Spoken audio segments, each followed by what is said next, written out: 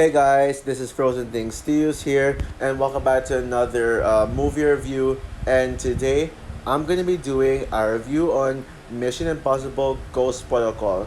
So, Mission Impossible Ghost Protocol is the fourth installment in the Mission Impossible franchise, and it came out in the year 2011 and is directed by Brad Bird and stars Tom Cruise, Jeremy Renner, Simon Pegg, Paula Patton, Lea Seydoux, etc. And so this movie tells the story of the IMF who must go to Moscow in order to stop and track down Hendrix, a terrorist who has access to a nuclear Russian nuclear launch codes and is going to use it to strike the United States. And then during the mission, we see the team in the Kremlin, which like Kremlin. But suddenly, while they were in the mission, they witnessed a terror attack, a bombing in Kremlin, and considering that the IMF were there in the bombing and witnessed it, they were accused of bombing it, and so the IMF is shut down. But Ethan has still not given up, so he forms a new team called the Operation Ghost Protocol with the remaining IMF team with Benji and also I forgot to mention Ving Rhames as Luther. I forgot to mention him in the cast. And also two new members, including Jane and Brand, and together they must go on a mission to stop Hendrix once and for all. Where do I begin with this? Similar to Mission Impossible 3 review, I want to talk about the director. Because this is very interesting. Like, this movie has the same director of the greatest Pixar movies. The Incredibles, Duology, and Ratatouille. Yep, Brad Bird. Yeah, it's very interesting because Brad Bird is mostly a family friendly director. Family friendly director. Who mostly directs friendly movies. So it's like kind of surprising to see him direct a movie like this. No one would certainly expect someone like Brad Bird to direct a Mission Impossible movie. And yeah, I mean, I'm a massive fan of Brad Bird. I think he's one of my favorite directors. I'm not sure if I would go as far as putting him in my top 10 directors of all time, but I liked every single one of his movies. With Incredibles 2 being my personal favorite. I mean, of course, he's made some amazing, brilliant masterpieces like The Incredibles duology, Ratatouille, The Iron Giant, and even his weakest film, Tomorrowland, is still a really good and underrated movie. Yeah, yes. Even Brad Bird's weakest film can still be like really good. And it's really hard for me to imagine Brad Bird directing a weak film. Although the only reason why Tomorrowland is the weakest Brad Bird movie is because that's like the only movie from his that is flawed, that does have its flaws and isn't perfect. While all his other films are 10 out of 10 masterpieces. And not only does did Brad Bird direct a Mission Impossible.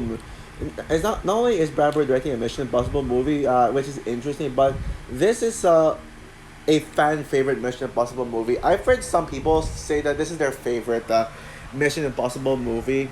Although like almost everyone knows says Fallout is better. I know everyone says Fallout is better, but they'll say like most of them would put Ghost Protocol as a close second. So yeah, people really love the movie that much, and I know I and according to Chris Stockman in his review, people actually had doubts of this movie because because they knew that the fourth installment would usually be not that good, and they think that Tom Cruise might be getting old for someone like Ethan Hunt, and so they all thought, oh, this might not go well.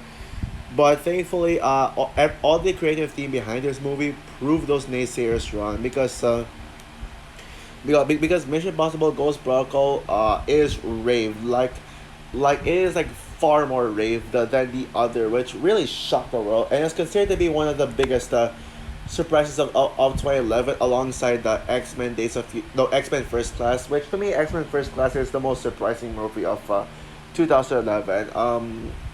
Um, but yeah, but I know people say that this was the redeemer of the franchise. I do think that Mission Impossible 3 was the franchise redeemer and the one that reinvented the franchise. Although it was not a perfect movie, there were still some leftover criticism. So it was not fully. It didn't really fully invent make the franchise what it is today. Although it did have such massive action scenes, and there are so many things to praise about the movie, even though it's not perfect. However, I will say that Ghost Protocol might be the first flawless Mission Impossible movie. Yep, this movie is a masterpiece, and for years I've been talking about how much I love the movie. Like it was just so good. Although I will say that I don't love this movie as much as I used to. Like, do not get me wrong, it is flawless. Like there isn't really a lot. Although there were like some things that were just alright, decent, but were not great. But I would say the movie itself is still flawless. There's not much to complain about. It's just that think on reflection, I actually now prefer Rogue Nation over this movie. The more I think of like after rewatching this film and thinking about it, yes, I still have yet to rewatch Rogue Nation, but like thinking about it, Rogue Nation, I do prefer Rogue Nation. Although let's see if that will change when I rewatch Rogue Nation at one point. But right as of now, yeah, I favor Ghost Protocol over. No, but right now let's just focus on my thoughts on Ghost Protocol. But even if I may prefer Rogue Nation over this one, I do think that that this that that no Ghost Protocol is indeed one of the greatest Mission Impossible movies. Period. And Brad Bird, although not one of my favorite Brad Bird movies, in fact one of his weaker films, it's still an amazing, brilliant masterpiece. And there's just so much to rave about this. So yeah, let's get over let's get over everything I love about this movie. Like where to start with this? First of all, I love the addition of Jeremy Renner, aka Hawkeye from this from eh, Jeremy Renner, aka Hawkeye. Yeah, in this movie, and I think Brandon is in my top 10 favorite Mission Impossible characters. It's kind of sad to see like him absent from Fallout and Dead Reckoning. I thought that Jeremy Renner was going to return in Dead Reckoning, mainly because the only reason he was absent from Fallout is because of his MCU contract and being busy with Infinity War Endgame and the Hawkeye series. But like, why is he not in Dead Reckoning? I kind of don't get it, honestly. But at least it's a pleasure seeing Brandon in two Mission Impossible movies, and two fan favorites, I should say. Yeah, and he's such a great addition, and I think what makes this reinvented franchise, it's the fun of it. Yeah, it reinvents the fun with such amazing action scenes and amazing stunts. It doesn't have as much action as Mission Impossible 3, but I will say all the action scenes in this and stunts in this movie that pulled off are better. Like this movie has better action scenes. Like they're more intense. Not sure if I will say that they're better than the action in the third film, but I will say this is a much better looking. In fact, this is one of the best looking This is one of the best looking Mission Impossible movies. Yeah, Brad Bird does such a good job of Brad Bird does such a good job directing this. And considering that this movie came out in the 2000s decade, like the shots look a lot like a modern day movie. Like you really like it is like so clean, so well shot and all that stuff. Yeah, one of my nitpicks with Mission Impossible 3 is that I mean the camera work does feel a bit outdated at times. Like you can feel like cinematography wise it may be a bit outdated at times, but this movie was never outdated. It really does feel a lot cleaner and better looking and all that stuff. Oh yeah, and also I should add as well. I also love the addition of Jane. Even though she only appeared in one movie, I like Jane. Although she's not one of my favorite characters in the franchise, not one of my favorite female allies, but for what she does in this movie, I like it. I think She deserves a thumbs up, and Jane is well a great character overall. Um, and and also the villain in this movie, Hendrix. He's one of the weaker Mission Impossible villains. In fact, like he's probably my second least favorite Mission Impossible villain, right behind Sean Ambrose. Sean is by far the worst villain in the franchise, but Hendrix is decent. I guess he's not as bad as people say it is. But I can clearly see why people would consider him as a flaw. As a flaw in the movie because he's just not that good of a character. He's just good, but not like wow, what a villain he is. Like wow, like not that, not on that level. But yeah, Hendrix is good for the most part. But clearly, the standout villain in this movie, and my personal favorite character in this movie, would have to be Sabine Moreu, yeah, aka my Mission Impossible crush. I know I might be biased judging characters based on how hot they are, but I mean, I love Sabine Moreu. Like, just such a, like, even though she's such a background character, she really does stand out as, she really does stand out as a villain. Like, even though she's just a side antagonist, like it just really it's just a pleasure seeing Lea Seydoux. In fact, yeah, Lea Seydoux it's an act is someone who was in both Mission Impossible and Bond. Yes, yes. She was, yeah, she's way better as Madeline Swan in my opinion. I know some may say that she's better in this movie, but to me, like I think Madeline Swan is still Lea Seydoux' signature performance. But yeah, she's a gorgeous actress. And and also she's a badass as well. Like and also, she absolutely stole the show in that opening scene. And remember in my Mission Impossible 3 review where I said that that Rogue Nation has the best opening in the franchise? Well, I take that back. I think this opening is the best one. Just seeing Liz Sabine Moreo just walking in the alley, straight up outright shooting the agent. I don't remember the agent's name, but he is important in the story. Yeah, it is just yeah, it was just glorious, and that was my favorite opening shot. That's yeah, it's that she just stole the show with her just yeah, she just clearly stole the show. And if that isn't good enough, oh boy, the opening scene does not end there because we also got the prison breakout scene. Just seeing Ethan Hunt just go all out, just kicking asses and breaking out a prison. Like it is probably one of the greatest prison escape scene that I've ever seen. Although I think I would have called it the best prison escape scene, but of course we got the Extraction 2 recently. Like Extraction 2 does hold the title of the best prison breakout escape scene. But if it wasn't for that, this and the Fate of the Furious would have been my two favorite. Both times my favorite prison breakout escape scenes. Yeah, that is definitely certainly one of the highlights of the movie.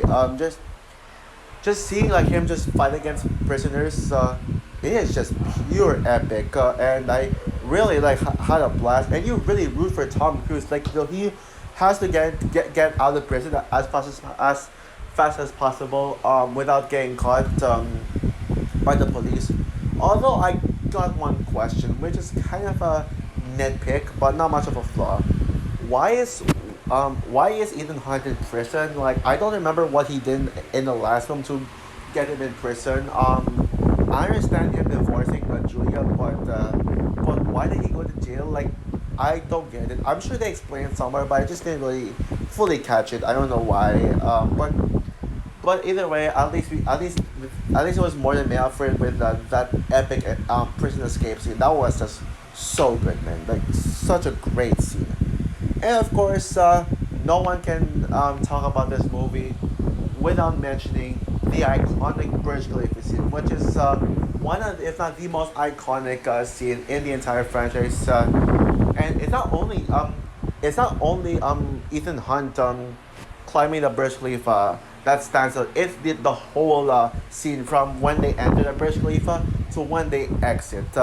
Yeah, the Burj Khalifa scene is just pure epicness. Just pure epicness. I mean, Tom Cruise really like pushed it, and like this movie does take Tom Cruise stunts to the next level, especially when we see him flying, like climbing up the Burj Khalifa, and we really see him and you really feel worried for him, worried that he might fall. Of course, he's not gonna fall, because why would they do that to Ethan Hunt? But realistically, I don't know if anyone could even survive. Could even survive. But not only that. But what's great about the scene is that the movie adds some suspense to the moment, as we see as we see those gloves thing, whatever you call it. One of his gloves just dies, and then and makes Tom Cruise about to fall, and that really adds some suspense. So it's not just another scene of it's not just a scene of Tom Cruise climbing. It really does add some more to it. And of course, also that scene when he tries to get back down with a host. He like literally jumps and it hits his head on like the ceiling, and almost falls out. But and you really feel worried. Although I was like, oh my gosh, are they gonna kill? Are they gonna kill off Ethan? Well, of course, they're not gonna kill him off or something. But you really do feel the suspense of Ethan Hunt just really about to die. Like you thinking that what if they kill him off? But like what I said, like there's no way they would kill off Ethan Hunt like that. Like I clearly do not see that happening. But the Burj Khalifa scene doesn't end there, as then comes the meeting with the villains, with the other characters, meeting Hendrix and the other guys, and then of course Sabine Murillo, who clearly stole the entire Burj Khalifa scene with yeah. And fun fact, back in 2016, I actually saw bits and pieces of this movie, and I even saw that the scene with the meeting scene, which by the way, the meeting scene with Sabine was actually with the meeting scene with Sabine, Ethan, and Benji would be my personal favorite scene. Oh yeah, also the Jane versus Sabine fight scene was my favorite. Yeah, just seeing that like I remember like I was in a hotel and I was like scrolling through channels, and they played that scene in that movie. That's pretty much how I discovered Ghost Protocol. Like, although Rogue Nation was the first Mission Impossible movie I ever saw, yeah, it wasn't until like a few months after I first saw Rogue Nation, when I saw when I just saw that one scene, the entire Sabi Moreo fight scene. For some reason, I thought that she was Jennifer Lawrence. Yeah, I was like, wait, is that Jennifer Lawrence? Yeah, I don't think it would have been her, because she would be far too young to play. Even though I think Lea Seydoux was technically in her 20s when she played. So yeah, it would make sense for Jennifer Lawrence to be in that scene too. We see that really meeting scene, and that really great meeting scene of just and Sabine just straight up looking at her diamonds, and then she just she straight up just walks out just yelling like at these soldiers or armies or whatever you call it, just telling them to kill Ethan Benji, and we see this really epic fight scene. And of course, we get the epic Jane versus Sabine fight scene. Yes, that scene right there is pure girl powerness. Yeah, I personally consider true girl power as just two women fighting each other. Yeah, and you really see Lea Seydoux' ruthless acting in there, which is one reason as to why Sabine is my favorite Mission Impossible villain. Just that ruthlessness of that scene and of that scene. I wish we saw Sabine longer, which is not a nitpick. I wish we got more of her, but oh well. I mean, everything she was in was completely satisfying, and I think we see that epic villain defeat where Jane pushes Sabine off the Burj Khalifa. I do know that Ethan told Jane not to kill Sabine because they need her, because he needs her like for as part of the mission. But oh well, she dies. Oh well. Maybe if she was the main villain instead of Hendrix, it could have been 10 times better and could have been almost just as good as Fallout. Like, even though there's no way it's gonna be better than Fallout, not even with that. But if Sabine was the main villain, it could have been much better. But if he thought that the epicness of the Dubai scene ends there, No, but it doesn't, because we get that scene with Ethan Hunt trying to survive a massive sandstorm, where it's one of the more realistic moments in the franchise. Because you all know how Dubai also has sandstorms, and people usually would stay at home, would stay in the shelter to survive the sandstorm. But Tom Cruise is like, nah, I'll just walk out of here and survive it, and it feels very realistic. I mean, I could literally imagine it happening. I mean, as much as a lot of the stunts in these movies are unrealistic, and you can't imagine them happening in real life. The Tom Cruise surviving the sandstorm is is just very realistic. Like it's something I can actually see happening in real life. Plus, it adds to the tension as well, because we see like a car incoming, like about to crash at Ethan Hunt, and Ethan doesn't know that there's a car coming, but thankfully he has a tracker to save his life. And so like when he gets hit by that car that comes to him, he doesn't really like fully get hit. He just I mean, he's not really fully. He does get hit, but he's not really hurt. So yeah. And when the Dubai scenes happen, I was like, oh man, like I want to see more of that. Like, but oh well, at least the movie was still able to hold up. Was still able to hold up. Even like after, like we get a scene of breathing lesson. We get time to breathe before the final battle in, I think India. That's where I remember they went. But yeah, I think they went to India, with the final battle of them trying to stop the nuclear bomb from happening and stuff. So yeah, while the final battle in this movie isn't as good as the one in as the other action scenes in the film, like the person escape scene, and especially the Dubai action scene. I think. Oh yeah, and also. Oh yeah. Before I talk about the final battle, of course, I cannot forget the Kremlin scene, which is really suspenseful.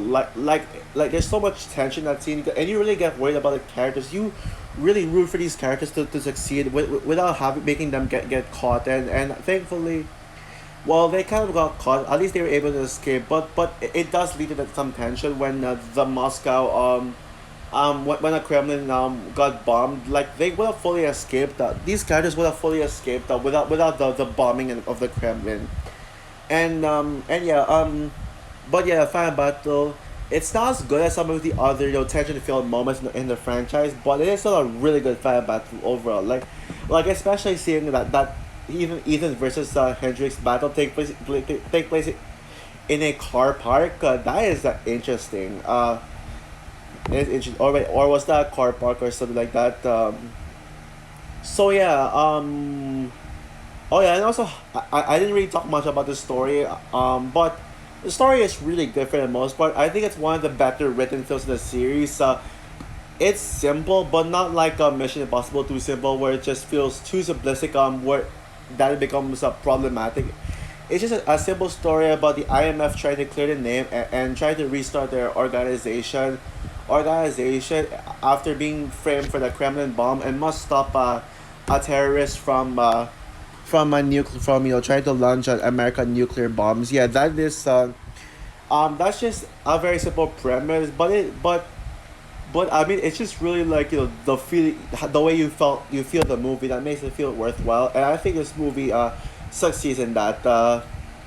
Yeah, and also the ending is also really heartfelt, which is something I don't expect. Like a lot of heartfelt moments in this franchise, it's not meant to be heartfelt, but the ending of the movie is surprisingly heartfelt. Like seeing Ethan, like telling his team, your mission, should you choose to accept it, and then commending his team for a job well done. Yeah, it was very heartfelt and stuff.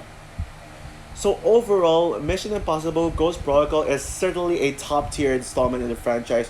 While I don't love it as much as I used to, and I now prefer Rogue Nation over this one. Well, hopefully, it stays that way when I rewatch Rogue Nation. Ghost Protocol is still an epic entry. That really brought this franchise to new heights. And made Mission Impossible the masterpiece of a franchise that it is today.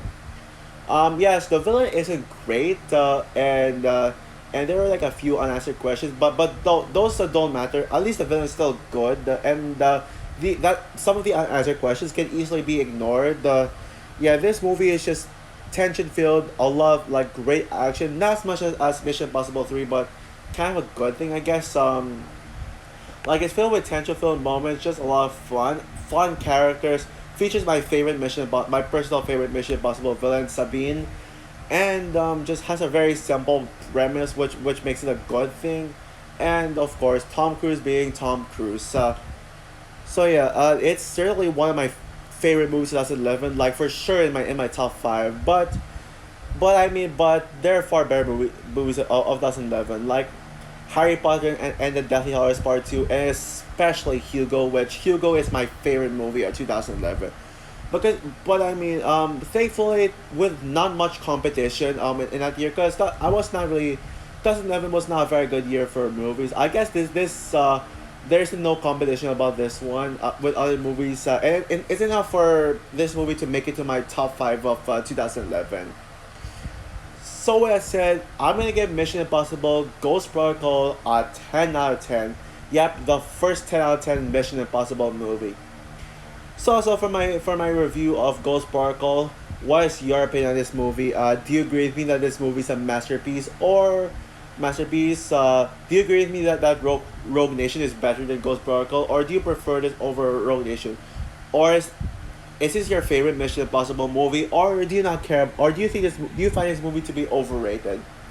Comment down below, like, subscribe, hit the notification bell, and stay tuned for my review of Mission Impossible Rogue Nation, which may come out in which might come later than you expect.